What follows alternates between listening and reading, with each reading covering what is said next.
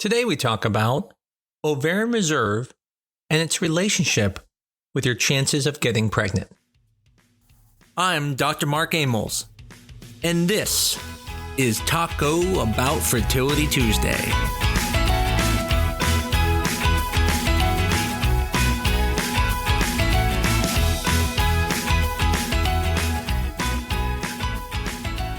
So, what is Ovarian Reserve? And how does it have a relationship to getting pregnant? Ovarian Reserve is a measure of your eggs. And the thing you don't want to have, any woman who has ever been told they have diminished ovarian reserve, at that moment, their heart probably sunk. I don't think there is anything much scarier than being told you have DOR. It sounds scary. It's also very depressing because the thing is that when people hear diminished ovarian reserve, they then associate with that with not getting pregnant. And we're going to talk about that today because it's not exactly connected that way. Sure, ovarian reserve does measure egg quality, but it's not measuring egg quality the way you think of. So let's first just talk about what does it mean to have diminished ovarian reserve? What does DOR mean? Well, the problem with DOR is the term is a grab bag term. What I mean by that is, the example I give a lot is the word automobile. It means whether you have a car, whether you have a truck, whether you have a van. So you can't just use automobile if you wanted to specifically talk about a certain type of vehicle. Well, the same thing, diminished ovarian reserve, can mean multiple things. It could be a low count, meaning when we go to do the antral follicle count and we look and count up the follicles in the ovary, it could be low.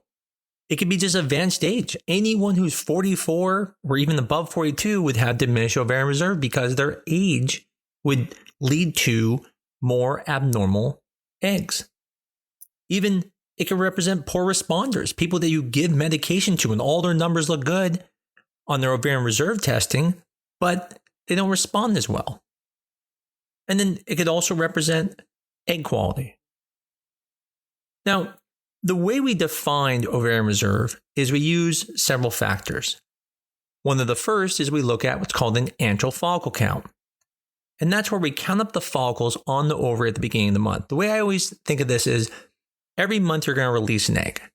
Now, from that egg that's being released, there were multiple eggs that were chosen, and they're all growing, but only one gets released. That group of eggs that's going to grow, that is your antral follicle count. And why it's important is it means that's what you're going to get for eggs, right? If you only have 12 follicles, you can't make more than 12 eggs. So when that number is under 10, we call that diminished ovarian reserve. When it's above 10, we consider it normal. There's other tests that we look at. Another one's called anti-Müllerian hormone. I think this is the one that gives people the most fear. We want anti-Müllerian hormone to be above 1. And if you're younger, probably even above 1.5. So if it's under 1, we would consider that diminished ovarian reserve. And if it's really low, like 0.5 or 0.3, we'd even consider that severe diminished ovarian reserve. The last test we usually look at is FSH and estrogen ratios. The important number here is FSH. We want that to be under 10. When it's above 10, we consider it diminished ovarian reserve. When it's above 14, we consider it severe diminished ovarian reserve. But what's important is to look at the estrogen. The purpose of the estrogen is to find out if the FSH is valid. If the estrogen is too high, above 50, it's probably going to invalidate the test, especially if it's above 80. At that point, you can't even trust the FSH.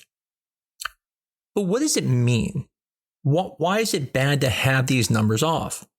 And so an antral follicle count that is less than 10 means that no matter what, no matter how many drugs you take, no matter how well you respond, you can't make more than that many eggs. So you can see how that can lower the number of eggs you make. The same thing with AMH. AMH represents how many eggs you have for the rest of your life. So the situation, if it's lower, you're probably going to make fewer eggs. And so usually the antral follicle count and the anti-Müllerian hormone, AMH, go together. FSH represents how well your body is going to respond to the medication. So if normally your brain releases 1 unit of hormone to make 1 egg, then if I give you 10 units of hormone, you'll make 10 eggs. But on the same token, if your brain is requiring 10 units of hormone to make an egg, I can even go up to 50 units of hormone. You're still only going to get 5 eggs, regardless of what your antral follicle count is. And so those parameters are how we define diminished ovarian reserve. But the thing is you can't just look at it and use a number. You have to look at the situation. So for example, let's say someone had surgery and they had surgery on their ovary.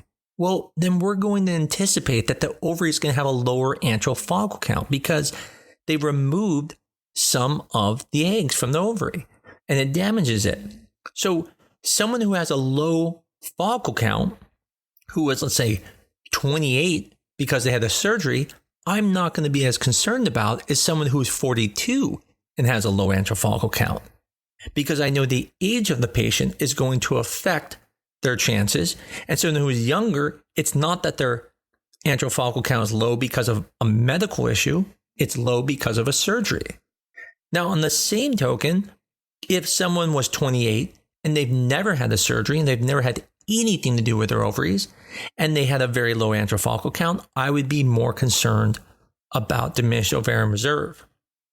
The same thing goes for if someone has a history in their family of premature ovarian failure, and mom went to menopause very early, then I would be concerned about that patient, just like age.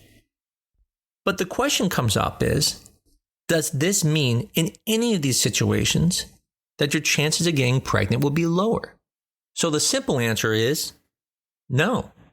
Your chances of getting pregnant are not directly correlated to your ovarian reserve. And that's because ovarian reserve is not a measure of if you will get pregnant. It is a measure of how well you will do in treatment. So someone who has a low antral follicle count may not make a lot of eggs. Someone who has a high FSH may not respond very well. And someone who has a low AMH probably doesn't make a lot of eggs as well. But the thing is that it doesn't have anything to do with pregnancy. Because when you get pregnant, you can get pregnant with 1 egg. You don't need 15 eggs, but it's definitely easier if you have 15 eggs. So the important point here is ovarian reserve testing is not a test of your ability to get pregnant. It is only a test of how well you will respond to fertility treatment. Now, I don't have a great example, but one analogy I think that this works with is football. And I do like football, so a lot of my analogies come from there. And what I would say is that in football, before players are picked in a draft, they go through some tests. They look at how fast they are. They look at how high they can jump. They check many, many parameters. And that testing is pretty decent at predicting who is going to be good and what some of their abilities will be. But the interesting thing is it doesn't always mean how well they're going to be in the game. For example, Tom Brady, who probably is one of the greatest quarterbacks ever, did not look good at the combine. And from all standards, that's why he went very late in the draft. And yet, in the end, he's probably one of the greatest quarterbacks ever. So testing, although its intention is to tell you how well you will do, he was able to do better. And that's kind of how ovarian reserve testing is. It's a test to find out how well you'll do in treatment, but it has nothing to do with if you'll get pregnant or not. That is dependent on if the egg is genetically normal. Now, where this is most important is that when you are looking at your ovarian reserve, it's really important to understand the situation you're in. For example, let's say you're not even trying to get pregnant, but you're 32 years old and you go into your doctor and you check your ovarian reserve and it comes back looking poor. at first you're going to think, oh my God, my chances of getting pregnant are going to be lower. I'm going to have a hard time. The problem with that is that it's true. If you wanted to go into a contest to see who can make the most eggs, you're probably not going to win that contest because your ovarian reserve is lower than others. But that's not how you get pregnant. The way you get pregnant is you release 1 egg per month. So sure, you may not be able to make 12 eggs, but that doesn't matter because you only need to make 1. And the other thing is that life is better at getting pregnant than us. We're pretty good at fertility, but we're not as good as God. And 1 egg is all you need. And so your body is better at selecting that egg. It's better at, once it's fertilized, implanting. And so technically, the chances are still good as long as you're ovulating every month.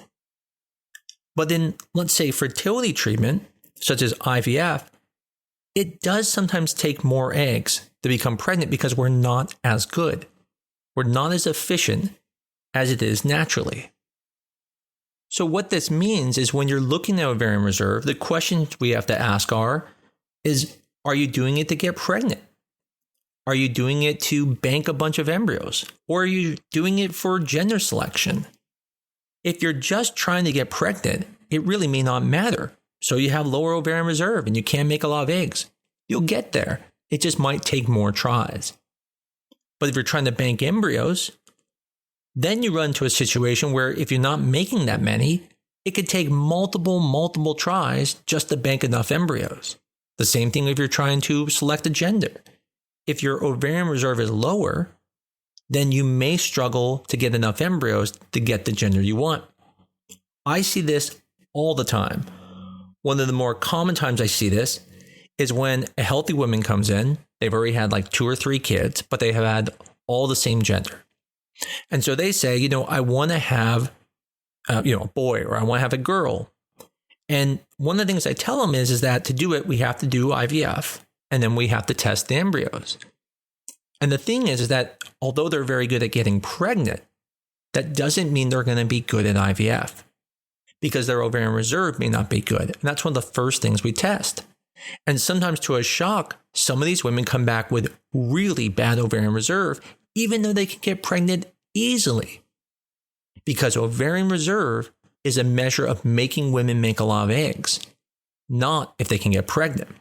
And remember, it's not normal to make a lot of eggs.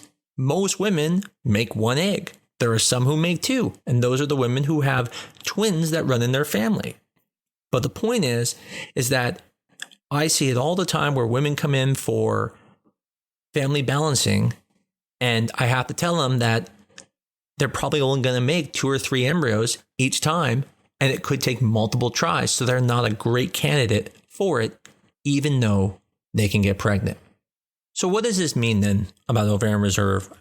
Should we just not do it? Well, no, it does have a place.